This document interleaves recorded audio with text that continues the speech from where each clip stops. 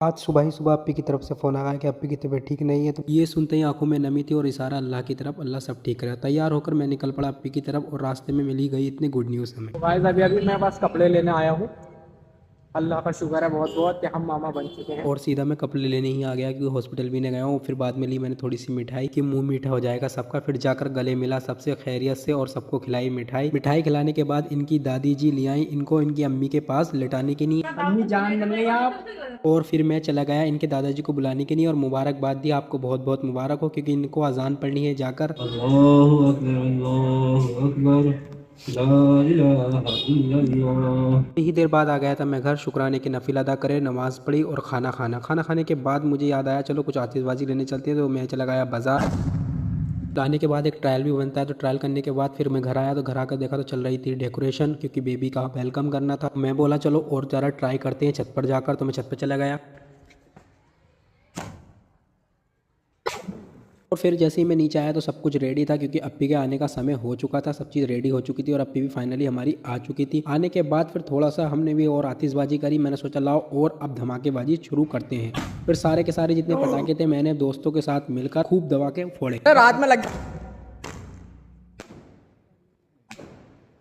कुछ ना होता है एकदम। और फिर पटाखों का कार्यक्रम निपटाने के बाद जैसे ही घर में गया तो चल रही थी केक बाजी, गालों पर केक लगाए जा रहे थे। फिर आ गई ये भाई साहब।